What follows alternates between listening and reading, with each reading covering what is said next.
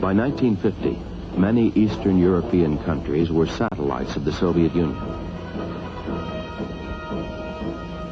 In Western Europe, Russian agents organized communist strikes and riots that threatened to bring down several democratic governments.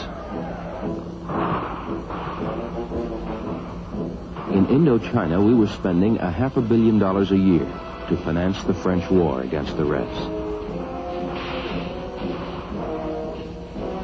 And in Saigon, our military mission was teaching South Vietnamese militia how to fire U.S. weapons. When World War II ended in 1945, Russia and America began a Cold War of ideology. But by 1950, many of us wondered if the U.S. could contain international communism without a shooting war.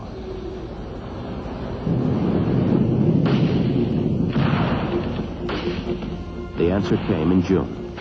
Korea is a small country, thousands of miles away. But what is happening there is important to every American. On Sunday, June 25th, communist forces attacked the Republic of Korea. Free nations must be on their guard, more than ever before, against this kind of sneak attack.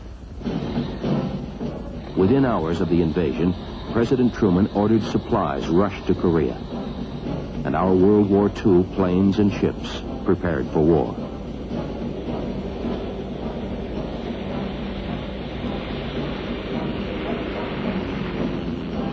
Two days later, the United Nations Security Council authorized member nations to send troops to stop the North Koreans. For the first time in history, a world organization voted to create an armed force to stop armed force. Russia was absent from the balloting. Without consulting Congress, the president backed the UN resolution with planes, ships, tanks, guns, men and women. America was at war again.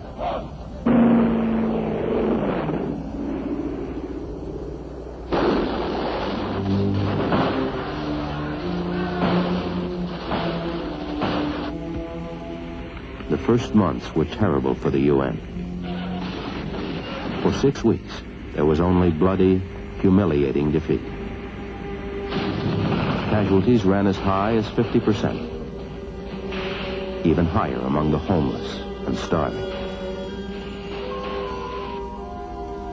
2 months after the fighting began, the UN armies had retreated as far as they could go.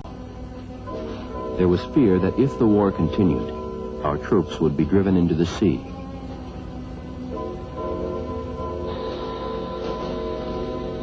A defense perimeter was finally built around the port of Pusan. Supplies began to pour in from the States and Japan. And fresh UN troops from Britain, France, Australia, Holland, and the Philippines. With his men still trapped in Pusan, General MacArthur, commander of the UN forces, launched a brilliant and daring invasion. MacArthur landed waves of U.S. Marines at Incheon, 150 miles behind the enemy lines, and attacked the North Koreans from the rear.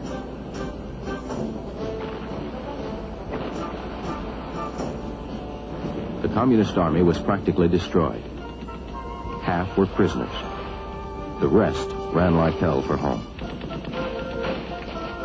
South Koreans, even suspected of collaborating with the Reds during the occupation, were executed by vigilantes along the road. But many refugees, fed, clothed, and nursed by UN troops, were able to return home for the first time since the war began. As the communists retreated, the UN forces swept north to the Yalu River, separating North Korea from Chinese Manchuria.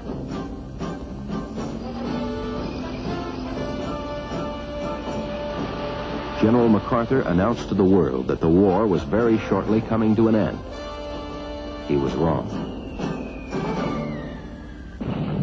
On Thanksgiving 1950, 300,000 Chinese troops hit the United Nations lines.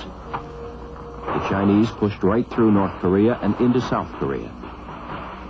Casualties were staggering as the UN again retreated south.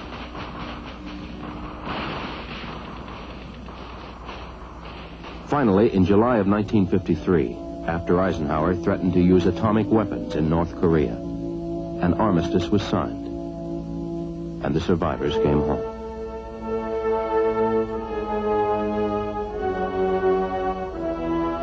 The fighting had lasted 3 years. Nearly 54,000 Americans were killed. More than 2 million Chinese, North and South Koreans were also dead. Most of them civilians. Korea remained divided at the 38th parallel. But the war was finally over.